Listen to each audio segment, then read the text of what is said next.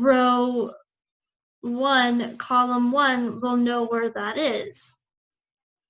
So that's what we're going to do. We're going to ask the user to input their value, and then we need to store that. So we're going to store that in a variable called row index. So remember, we created the scanner above called SC.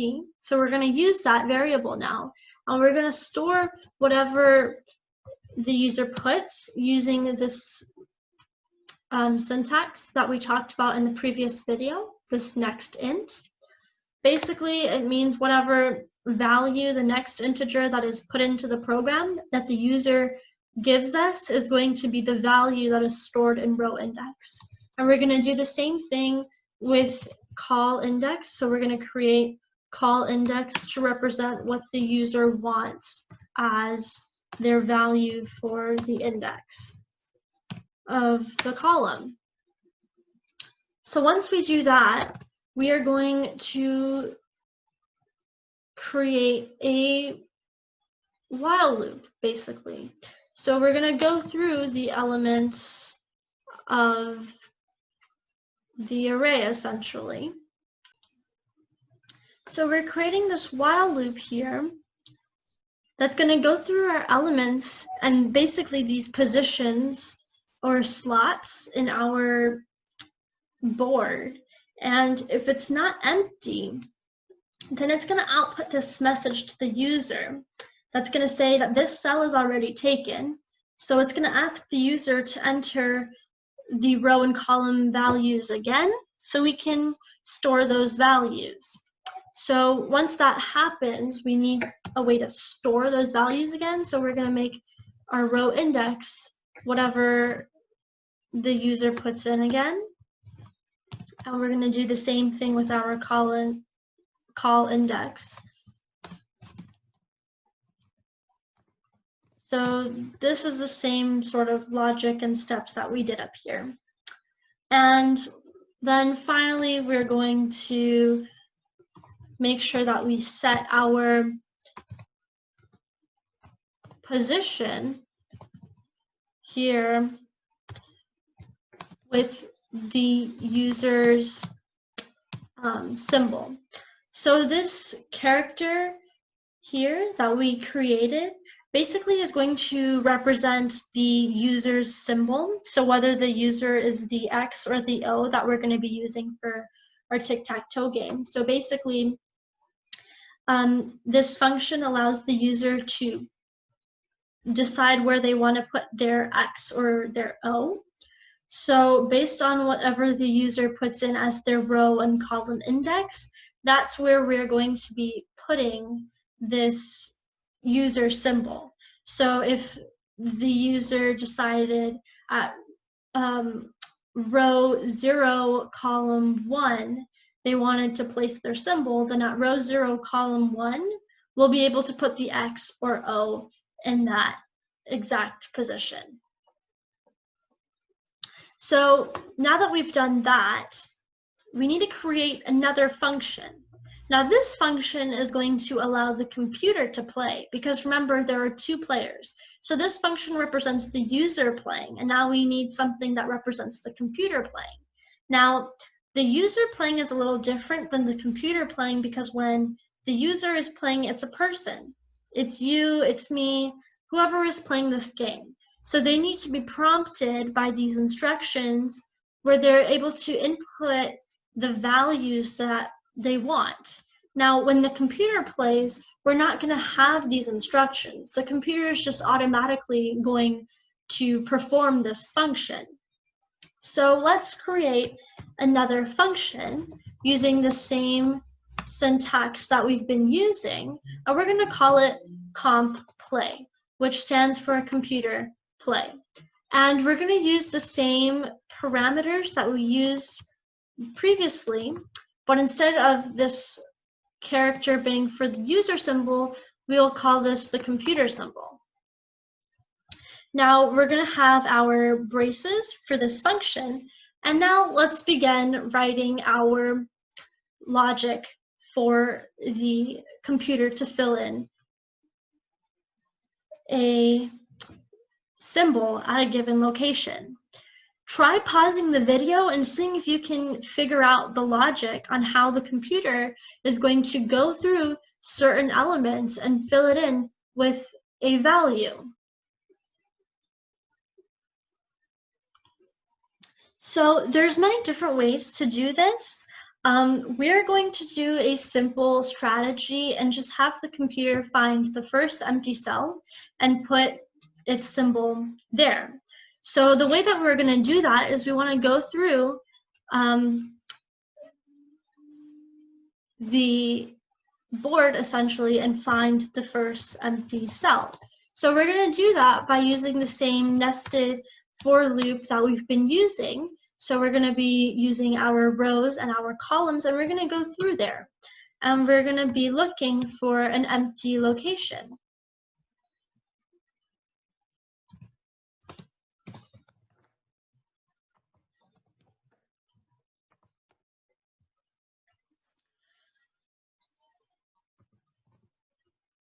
So we're going to say if this location is empty,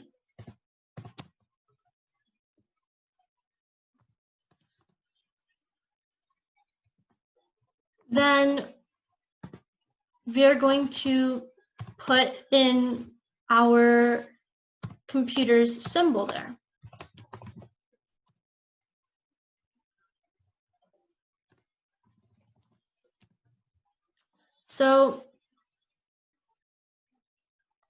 So basically what we're going to be doing is we're going to go through the rows and go through the columns of our board. And if at a certain location it is empty, then we're going to put the symbol of the computer in that given location. And this return just means that we are basically done with what we're trying to do. Now, this again could be the X or the O depending on whichever character the computer is using. So we have officially finished the computer playing function. So now the next function that we need is a function to determine who wins the game. So now we're going to do our last function, which is our isGame1 function. And basically this function is going to tell us whether the user has won or if the computer has won. So we're going to keep the same sort of syntax that we've been using, but we're going to use a Boolean instead because we're going to basically have a true or false depending on who is winning. So we will basically have a true if you win and a false if you lose. So let's call our function isGame1. And then we're going to put our braces there. So whatever, again, is inside of these braces is part of this isGame1 function. Now we're going to have the same parameter of our board that we've been using. We're also going to create a variable called turn. And then we're going to use our character variables that represent the user's symbol. So the X or the O, and the computer symbol, again, either the X or the O. So the only thing that's new is this variable turn, which basically is going to be used for us to track whose turn it is, whether it is our turn or whether it is the computer's turn. So we're going to create a variable called charSym, which is going to represent the symbol. So we're going to say if turn is equal to 0, then we will say sym equals user symbol. Else sym equals computer sym. So basically, depending on whoever's turn it is, either the symbol that we're going to be using is going to be the user symbol, or it will be the computer's symbol. So we're going to be using this to determine, again, who is winning. So now I'm going to create these variables int I and int j, along with another variable, which is going to be a Boolean, and we're going to call it win, and we're going to set this to false. So really quickly, let's discuss the ways in which somebody can win tic-tac-toe.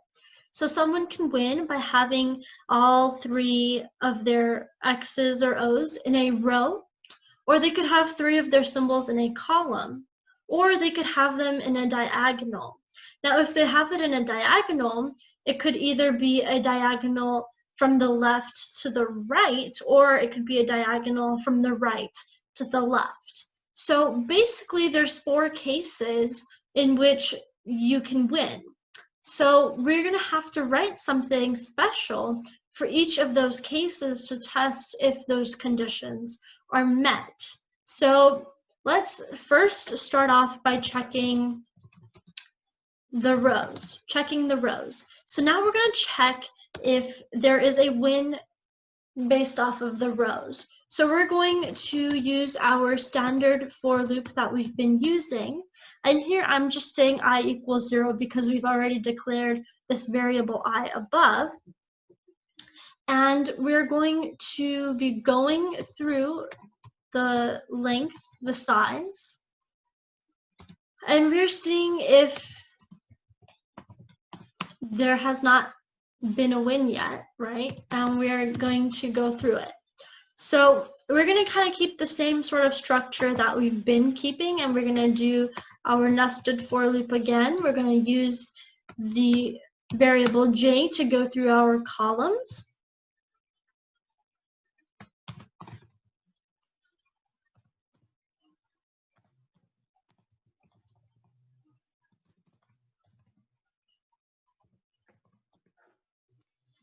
And then we're going to use our if logic. So we're going to say if the board at this location is not equal to the symbol, then we're not going to do anything. So we'll just say if break, and basically that means we just end this because it's obviously not a meaningful value for us.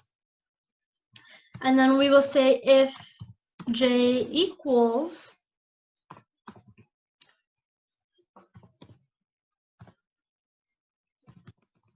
this size, basically, then we're going to say that win is equal to true. So this means that there is a win. So this right here is the logic that we would use to check for a win within the rows, which means 3 of the same symbol in a row. So I encourage you to pause the video and try to understand this logic and try to create the next case, which would be checking the columns. So see how you can change this into matching it for the columns. So to check the columns, it's very similar to the logic that we used for checking the rows. The only difference is that we really just switched the order that we're looking at. So when checking the rows, we looked at the rows first and then the columns. Here we're going to be looking at the columns first and then the rows. So now we're going to move on to the next condition, which is diagonal. So remember, I said that there can be 2 diagonals. One is a diagonal from the left corner to the right corner, and the other is from the right corner to the left corner. Now, they're going to be very similar. They're just going to be slightly different. So we're going to start off by checking the first diagonal. So the way that we do that is we're going to see if there isn't a win, obviously, yet, then we're going to go through here, and we're going to go through the row. So we're going to use the same kind of logic that we've been doing to go through the row. And we're going to see if the value there at this location,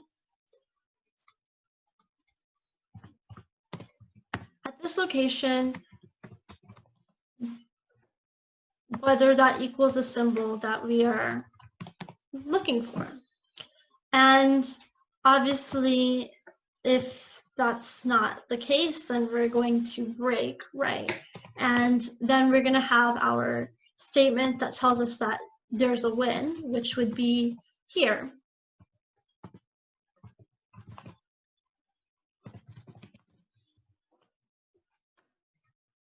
So this is the way that we're going to test the first diagonal. So we're basically going to go through the elements within that diagonal and see if they are the symbol that we are looking for. So if we are looking for x's and then in that diagonal we see the symbol O, then obviously there is no win and we're going to break. We're going to end that because there's obviously no win by that diagonal. However, if that's true and there are 3 of those in a row, then we are going to say that there is a win, so win is true. Now we're going to do the last case, which is the second diagonal. So I'm going to copy this here and put diagonal 2. Now we obviously have to modify this a little bit, so do pause the video and see how you could tweak this a little bit to match the second diagonal case. So the way that we do that is we change our if statement here, which basically we're just going to change this position here, this index value that's going to bring us in the opposite diagonal direction. And so again, if we do not get the symbol that we're looking for, that means there is no win, so we can break, and this condition or this case of winning by the second diagonal is not true. However, if there are 3 in a row, then this win will become true because there is a win by the second diagonal. So finally, we're going to want to return win. So we want to return the value of win. So at the end of each of these cases, we've been setting win equals to true, which means that a win has happened. So if it does not happen, so if one of these 4 cases is not met, then win is still going to be equal to this false value, in which case when we return it, we will get the false value. So this is the end of our isGame1 function. So we have all the functions that we need in order to play our game. So now we're going to go back into our main function, which was at the very top, and we're going to start to do a driver program. Now a driver program is basically a way for us to kind of test whether our program works, and basically we're going to use this so we can play the game with the computer. So let's get started. So the first function that we did earlier was we did the reset board function. So let's call that function. Again, we use the parentheses and we're using our board, so we want to reset our board. So we're going to initialize the board as empty, basically for every cell or every location. And then I want to print out a message to the user, again, which is us, and I just want it to be a nice little welcome to our tic-tac-toe game. Hope you have fun, with a little smiley face. And then I want it to have a next line. So there we go. It's just going to be a short little welcome message when we run this. You could put whatever message you want in there as well. And then we're going to show our board after we have our welcome statement. So then I'm going to ask the user to pick a symbol. So at this point, we still don't know whether the user is going to be the X or the O. So we're just going to say, which symbol would you like to be? And then we'll say X or O. And I'm just going to put in brackets so it looks a little bit cleaner, so we know that we're supposed to choose either an X or an O. And then we need something to store whatever the user puts in. So we need to have a char user symbol, character representing the user symbol. And we'll say scanner.next.char@, and then we're going to say 0. Now, this scanner.next and then this .char@ is what we use when we're trying to do our scanner syntax again, but this time it's a little bit different because we're using a character. Now, I also want to put something in here called to lowercase. And basically, this means that if the user puts in a capital X or a lowercase x, it's not going to crash the program. Either way, we will convert that value to a lowercase and use that letter from there. So we're going to do that. And then we also need the symbol for the computer. So we'll call it char comp for computer symbol. And we will say something like this. We will say user. So if user symbol equals X, then we will say we want to set the value of the computer symbol to O. And if that does not happen, then we're going to use this X. Now, this is a little bit of a complex syntax that we're using. It's basically a ternary syntax. So this is saying this is our condition. So if user symbol equals the character X, then we're going to set our computer symbol to the value of the character O. However, if the user symbol does not equal X, then we're going to make our computer symbol X. And that's because this means that the user, if it's not X, the user is going to be O, so then the computer has to be X. And notice here, we're just keeping everything in the lowercase letters, so we don't really have to worry about the cases. So I'm just going to print another empty line, go to the next line for formatting. And then now we need to figure out who is going to go first. So let's print out a message saying,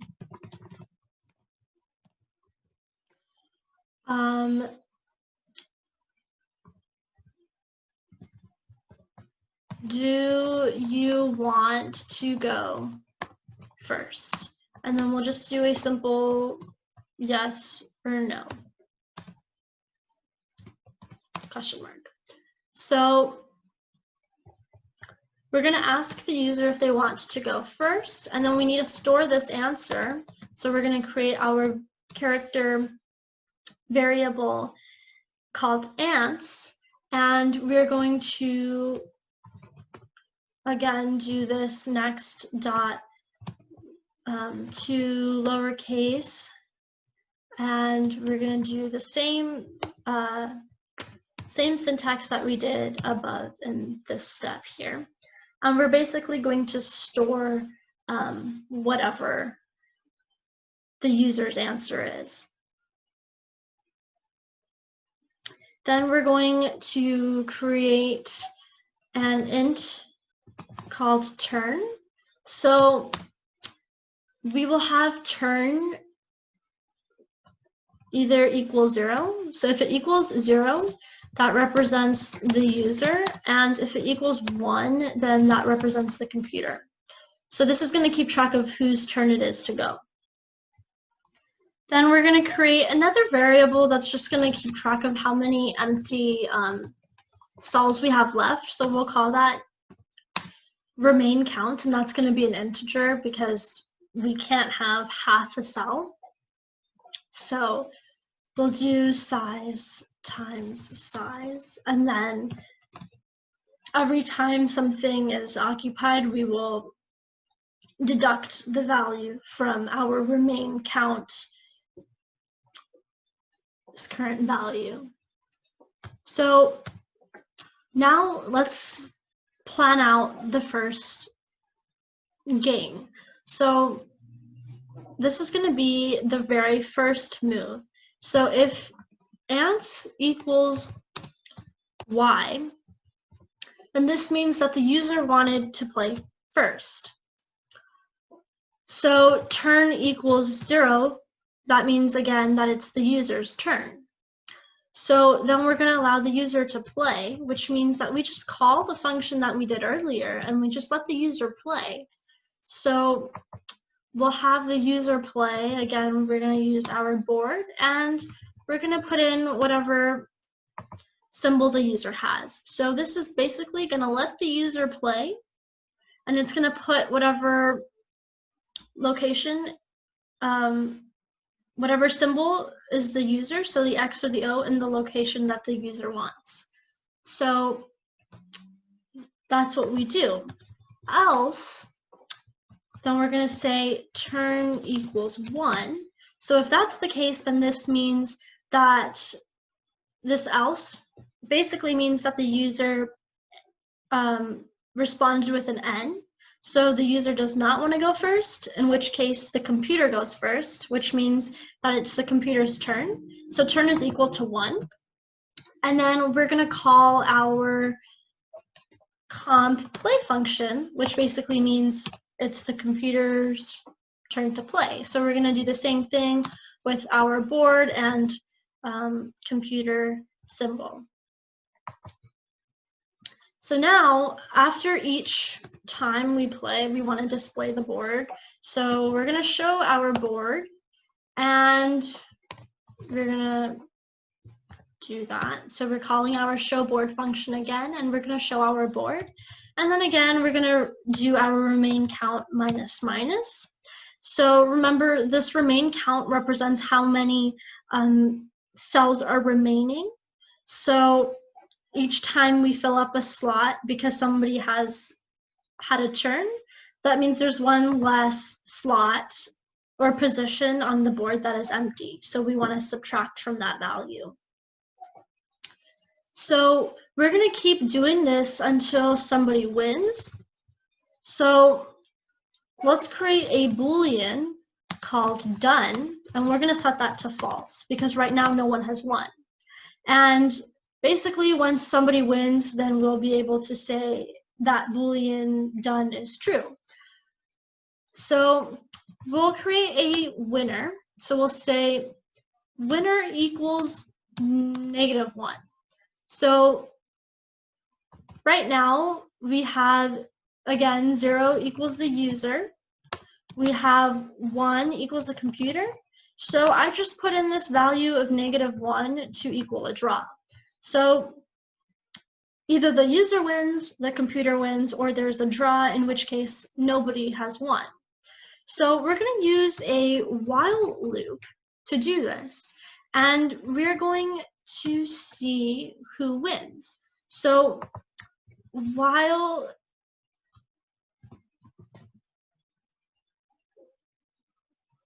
there isn't a winner yet, obviously, so while we aren't done, we're going to keep playing, and while there is empty spaces. So this here tells us that we are not done. A winner has not been determined, so we can continue playing.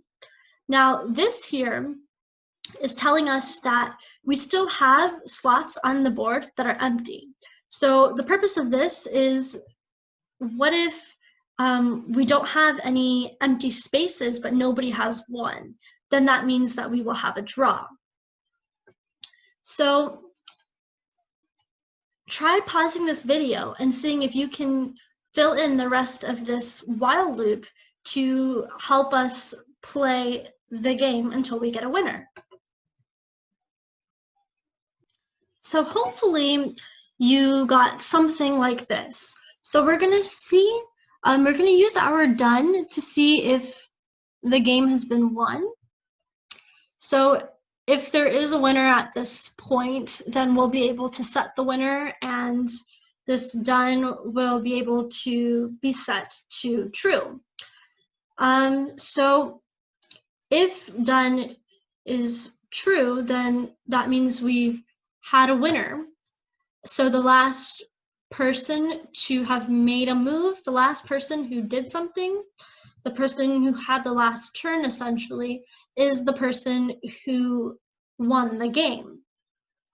However, if that did not happen, then that means there's no winner yet. So we're going to do another turn and another play. So what that means is here we're going to find the next turn, so figure out if it's the computer's turn to go or if it's our turn, the user's turn to play. And then we're going to do accordingly. So if turn is equal to 0, so that means it's the user's turn to play, then the user gets to play. So we're calling our user play function. Else, that means turn is equal to 1, so that means it's the computer's turn to play. So we call the comp play function, and then the computer gets a turn. So after these turn, whoever's turn it is, after they go, we want to show the board again so we see what spot has just been taken up, which cell now has a symbol in it. And then we're going to subtract a value, subtract 1 from our remain count, so we have 1 less available cell. And we're going to keep doing this until we have a winner that is found. And as soon as we get a winner, then we're going to be able to break out of this while loop and just end, basically. So as soon as we end out of this while loop, we have a winner.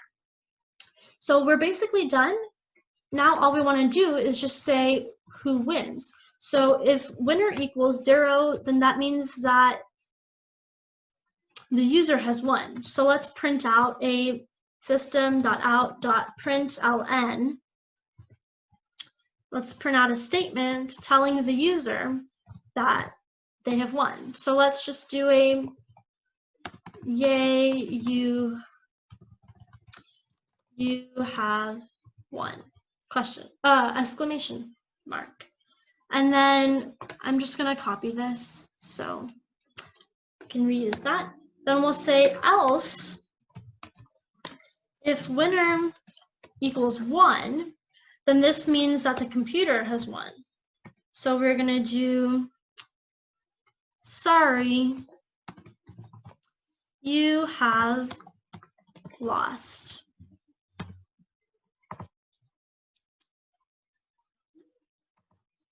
Better luck next time. And then we're going to have our final case, which is going to be our else. And this else is going to tell us the last possible scenario, which is a draw.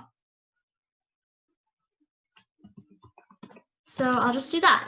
So based off of who wins, either you win, you lose, which means the computer wins, or it's a draw. So we have officially finished the entire program. So now we should be able to run it and be able to play our game of tic-tac-toe. So let's try it. So if we just run this, we should be able to play. So it gives us our welcome message, it displays our board, and it asks us to pick a symbol. So we're going to pick X or O. I'm going to pick X. And yes, I will go first. So I'm going to choose 0, 1. So it puts my X in row 0, column 1. Then I'm going to choose 1, 1. And it puts my thing there. As you can see, after each time I go, the computer automatically fills it in as well. So now I'm going to choose 2, 1, and there we go.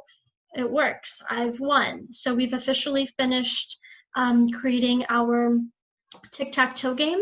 So there was definitely a lot of stuff that we covered.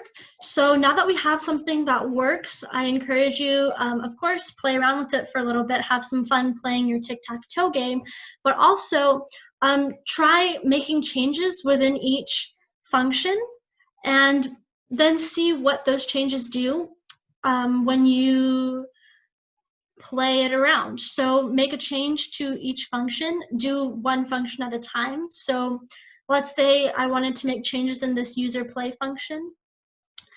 We could change this around. Let's say I just did this. Now, when I run it, I'll be able to see the difference that made in my program. Then, of course, I'm going to want to change that and then maybe change something else in a different function. And that way I can kind of trace it back, basically called debugging, and kind of see where these things are impacting the program. So congratulations on building your very own tic-tac-toe game. I really hope that you had fun. Now let's move on and talk about a career in technology. The future is technology. Everywhere we look, we are being influenced with technology. From how we play games, how we watch our favorite TV shows, how we listen to music, how we call an Uber, how we make an appointment with our doctor, how we do homework, the list goes on and on. Technology is quickly changing the way we do things, and it is used in basically every industry or field. This probably makes you wonder what you can do with a computer science degree. Well, the answer is simple: anything. Because technology is used everywhere, having a degree in computer science gives you strong analytical and problem-solving skills that can be used in many different areas.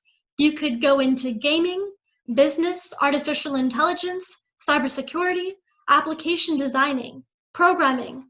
The opportunities are endless. There are so many different job positions that you could have with a background in computer science, and these are some of those possible positions here.